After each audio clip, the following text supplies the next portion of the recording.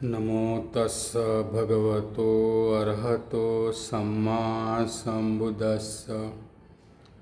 विश्व के सभी महानुभावों को भंते सुकीर्ति का नमो बुद्धाय, जय भीम और नमस्कार। आज हम देखने वाले हैं कि सम्राट अशोक के पहले वर्ण व्यवस्था या जाति व्यवस्था थी या नहीं थी। उससे पहले मैं आपसे विनती करता हूँ कि अगर आप बुद्धिस्ट हो या संविधान पर भरोसा करते हो तो मेरे चैनल को सब्सक्राइब करें और लाइक करें। तो फिर हम वीडियो शुरू करते हैं। अभी तक हमें सम्राट अशोक के 150 से भी ज़्यादा अभिलेख भारत और बाहर मिले हैं, जैसे भारत, नेपाल, पाकिस्तान और अफगानिस्तान। ये सभी अभिलेख धम्मलिपि, खरोष्टी लिपि, यूनानी लिपि और आरमोरी लिपि में मिलते हैं। कोई अभिलेख द्विभाषी जैसे पाली या यूनानी। ये सभी अभिलेखों का अगर हम अभ्यास करते तो हमें पता चलता है कि अशोक ने अपने लेखों में अहिंसा, सत्य, दया, करुणा इस बात का उल्लेख किया है। उसने अपने आप को देवान प्रिय कहा है, राजाओं का प्रिय राजा। उसने पशु हत्या पर रोक लगा दी और अपने महल में भी पशु हत्या कम करने का आदेश दिया। कुछ अभिलेखों में उसने प्रजा को पुत्र माना है। उसने तलवार छोड़कर धम्म से शासन करने का तय किया है। उसने विशेष अधिकारी को लोक कल्याण के लिए नियुक्त किया है। अशोक के राज में घर को ताले नहीं लगते थे। उसने भिक्षुओं के लिए धर्मशाला बनाई और पशु के लिए अस्पताल बनाए। सभी बातों का उसके शिलालेखों पे उल्लेख मिलता है। कुछ शिलालेखों में उन्होंने बौद्ध धर्म की दीक्षा ली, इसका उल्लेख मिलता है। अगर हम संक्षिप्त में देखें तो अशोक ने अपने आप को क्षत्रिय राजा कहीं भी नहीं कहा। उसके एक भी स्तंभालेखों में छुआछूत का उल्लेख नहीं आता। अगर वो हिंदू धर्म छोड़कर बौद्ध धर्म अपनाते होते तो जरूर हिंदू धर्म की कोई ना कोई निशानी छोड़ते। अगर उस वक्त वर्ण व्यवस्था होती तो उसका कुछ ना कुछ वर्णन अभिलेखों में दिखाई देता, या कोई देवी देवता का भी उल्लेख उसके अभिलेखों में दिखाई देता। इससे हमें ये पता चलता है कि अशोक के पहले ना वर्ण व्यवस्था थी और ना जाति व्यवस्था थी। तो सम्राट अशोक का जो राज्याभिषेक है भगवान बुद्ध के महापरिनिर्वाण के बाद 218 साल के बाद हुआ। भगवान बुद्ध ने 84,000 उपदेश दिए हैं अपने जीवन काल में। 80 साल की आयु में 84,000 उपदेश दिए। उसी के ऊपर सोचते हुए जब सम्राट अशोक ने कलिंग का युद्ध छोड़ा तब 84,000 स्तूप बनाए और अभिलेख भी लिखाए। तो कोई इतिहासकार बताते हैं कि सम्राट अशोक ने हिंदू धर्म को छोड़कर बौद्ध धर्म अपनाया। अभी थोड़ा हम इतिहास की ओर जाते हैं, थोड़ा अंदर घुसते हैं। जब भगवान बुद्ध का देहांत हो गया था, महापरिनिर्वाण हुआ था, तब उनकी जो अस्थि थी उसका विभाजन 10 भागों में हुआ था। तो ये 10 भाग विभाजित हुए थे उस वक्त के राजाओं के। उसमें से एक मौर्य थे जो सम्राट अशोक के पूर्वज थे। उन्होंने भी एक भाग अस्थि का अपने राजधानी में लेके गए, वहाँ पे उन्होंने स्तूप बनाया था। उसके बाद उनके जो अशोक के दादा थे उसके पिताजी बिंबिसार और सम्राट अशोक, अगर उनके पूर्वजों ने 200-300 साल पहले अगर भगवान बुद्ध की अस्थियां लेके गए, उनके ऊपर स्तूप बनवाए, तो साहजिक ये हम बोल सकते हैं कि सम्राट अशोक, उसके पिताजी, दादाजी, ये सभी पहले से ही बौद्धिस्ट थे। ना उन्होंने कोई धर्म अपनाया था। बात इतनी है कि उन्होंने जो तलवार थी, तलवार नीचे डाल दी और धम्म से राजनीति करना शुरू कर दिया। इतना ही हमें इससे पता होता है। और उनके जो पूर्वज थे, सम्राट अशोक के पूरे पूर्वज थे, ये सभी बुद्धिस्ट ही थे। और भगवान बुद्ध के पहले 27 बुद्ध हो चुके हैं। तो इससे भी हमें पता होता है कि भगवान बुद्ध के जो पूर्वज थे ये भी बुद्ध की पूजा अर्चा करते थे। इसका भी हमारे पास एविडेंस है, प्रूफ भी है कि जैसे जब फाहियान 5वीं सदी में भारत में आया था तो उसने देखा कि जो देवदत्त था उसके जो अनुयायी थे वो भगवान बुद्ध के साथ साथ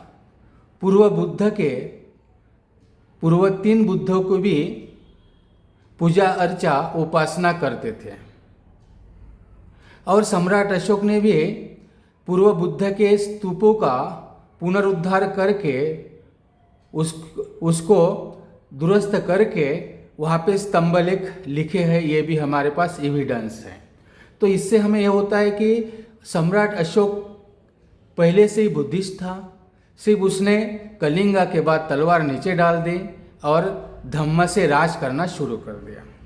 दूसरी बात, उसके 150 अभिलेख मिलते हैं। तो 150 अभिलेखों में वो इतना ही लिखता है कि भगवान बुद्ध के 7 ग्रंथ हैं, जो विनय पिटक है, सुत्त पिटक, उसके 7 ग्रंथों का भी उसके ऊपर अभिलेखों के ऊपर उल्लेख आता है। वो उसके ऊपर लिखता है कि पशुओं के लिए अस्पताल बनना चाहिए, आदमी लोग के अस्पताल बनना चाहिए। जैसे विदेशी लोग इंडिया में, भारत में आते थे, जम्बूद्वीप में आते थे, तो वो उनके रहने के लिए धर्मशाला बनाता था। लोग घर को ताले नहीं लगाते थे।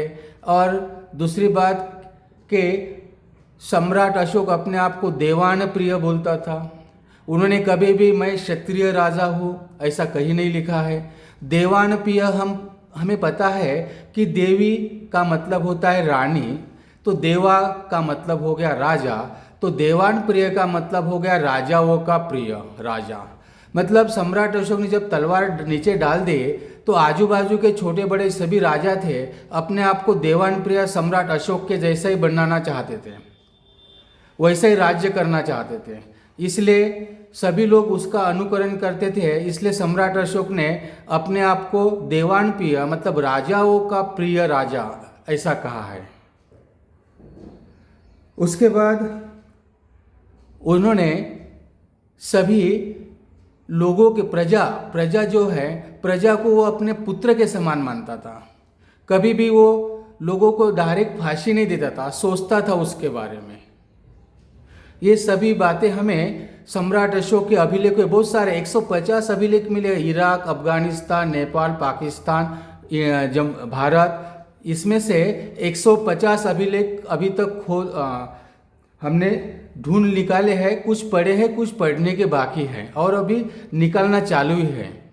इससे हमें यह पता होता है कि सम्राट अशोक के एक भी अभिलेख में कि मैं क्षत्रिय राजा हूँ, क्षत्रिय अगर उल्लेख रहता था हम बोलते थे कि वर्ण व्यवस्था उसके पहले थी, मगर उन्होंने कहीं भी क्षत्रिय का उल्लेख नहीं किया है। इससे हमें ये पता होता है कि सम्राट अशोक क्षत्रिय नहीं था, वो सिर्फ देवान प्रिय था। इससे उसके पहले वर्ण व्यवस्था नाम की कोई भी चीज़ नहीं थी, जाति व्यवस्था नाम की कोई चीज़ नहीं थी। अब ये सम्राट अशोक इतना बड़ा राजा था, सम्राट था, तो अपनी दाढ़ी तो खुद अपने हाथ से नहीं करता होगा। दाढ़ी करने के लिए अपने घर में तो आदमी रखता होगा। इसका मतलब वो 2 आदमी दाढ़ी करता था, उसका बेटा भी दाढ़ी करता होगा, उसका नातू भी दाढ़ी करता होगा, तो ऐसी तो बात नहीं है। मतलब जाति व्यवस्था, दाढ़ी करने वाले को हम माली बोलते, तो उसको माली था ऐसा हम नहीं बोल सकते, क्योंकि वो एक स्किल था, जिसको स्किल था वो काम करता था। सम्राट अशोक की जो रानियां थी वो घर में तो झाड़ू पोछा नहीं लगाती थी, और जो झाड़ू पोछा लगाती थी तो इसका मतलब ये नहीं कि उसके बच्चे नातू पंतु सभी झाड़ू पोछा लगाते थे। इसका मतलब ये नहीं हुआ कि वो वर्ण व्यवस्था के हिसाब से वो भंगी थे उस वक्त जो झाड़ू पोछा लगाते थे, ऐसा तो हम बोल नहीं सकते। इससे यह होता है कि वह उस वक्त वर्ण व्यवस्था नहीं थी, सिर्फ स्किल के ऊपर कामों में डिवाइड हो गया था। दूसरा हम उदाहरण लेते हैं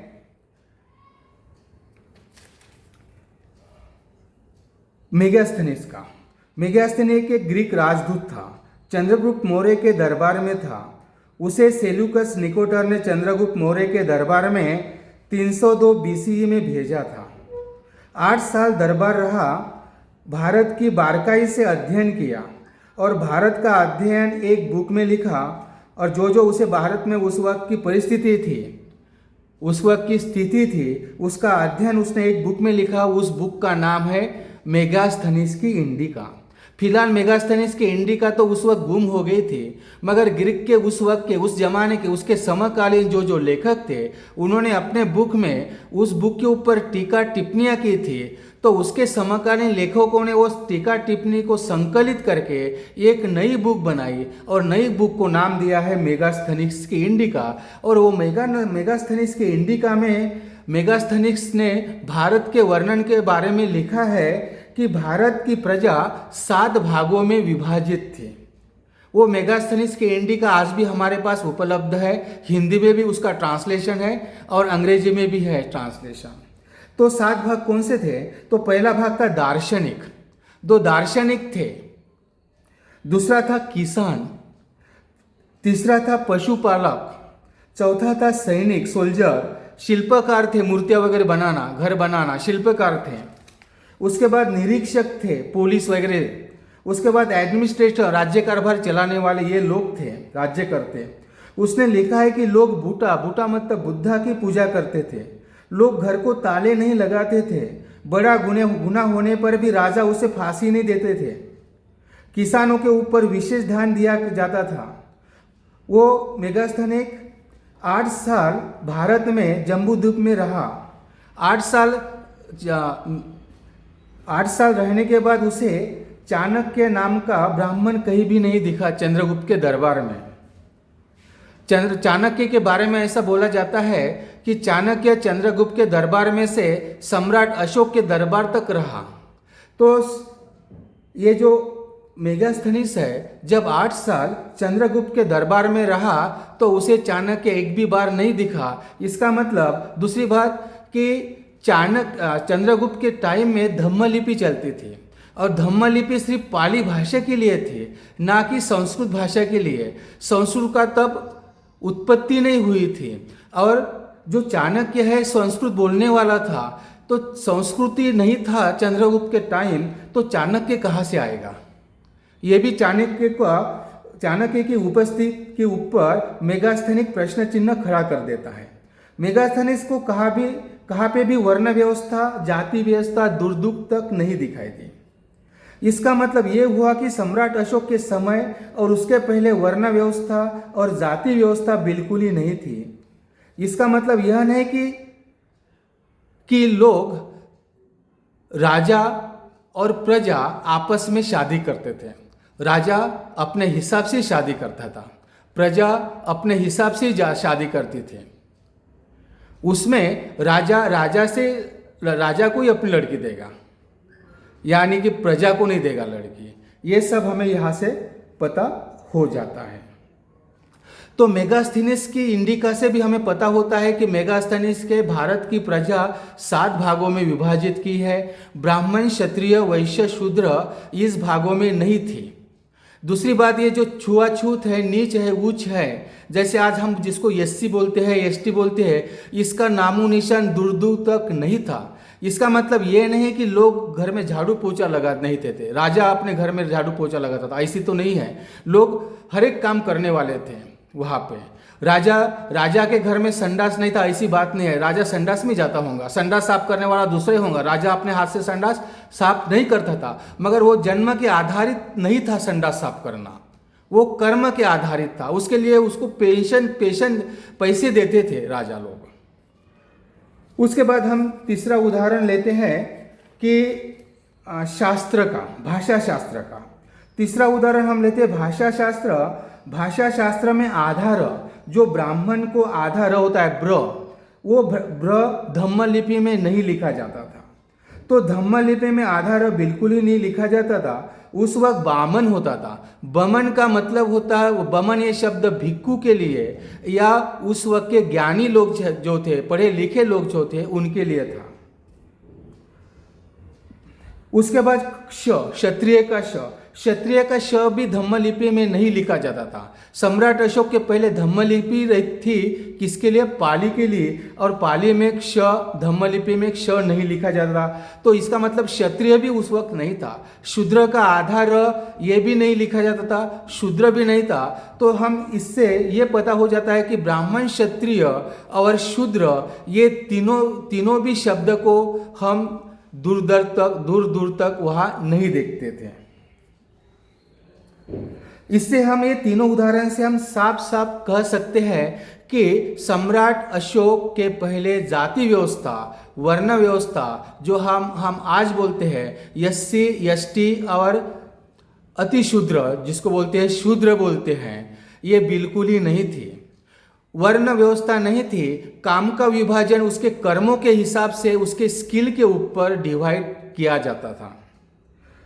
उसके बाद तो फिर प्रश्न ये खड़ा होता है, तो आज जो हमें जाति व्यवस्था इतनी सारी 6000 जाति, 4000 जाति हमारे देश में है, तो ये 6000 4000 जाति आज कहाँ से उत्पन्न हुई और इसके लिए कौन दोषी है? तो इसके लिए एक ही आदमी दोषी है, वो है मैक्स मुलर। जो मैक्स मुलर जर्मनी का रहने वाला और ऑक्सफोर्ड विद्यापीठ का प्रोफेसर था और जो संस्कृत का बहुत ही विद्वान था। उन्होंने अपने यहाँ के जो बुक्स थे, वेद थे, वेदांत थे और उपनिषद थे, पुराण थे, इसका ट्रांसलेशन, संस्कृत का ट्रांसलेशन इंग्लिश में कर रहा था। तब उसने अपने यहाँ के काशी के ब्राह्मण और पश्चिम बंगाल के ब्राह्मण इनकी सहायता ली थी और इसकी सहायता से उसने संस्कृत ग्रंथों का अंग्रेजी में ट्रांसलेट किया। और उसी वक्त वही एक आदमी है कि उसने लिखा कि संस्कृत भाषा 3500 साल पुरानी है और इससे ही ये सभी ग्रंथ जो है 3500 पुराने हो गए और 3000 पुरानी जाति व्यवस्था हो गई। एक ही आदमी इसके लिए दोषी है और उसके वजह से आज भी हम भोग रहे हैं भारत में जाति व्यवस्था।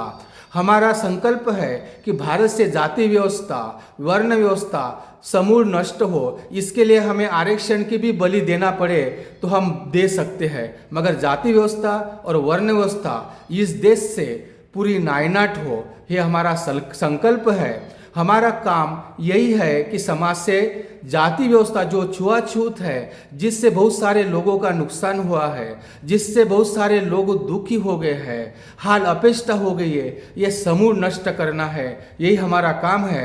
हमारा काम आपको पसंद है तो हमारे चैनल को सब्सक्राइब करो और लाइक करो। भवतु सब मंगलम, सबका मंगल हो, कल्याण हो।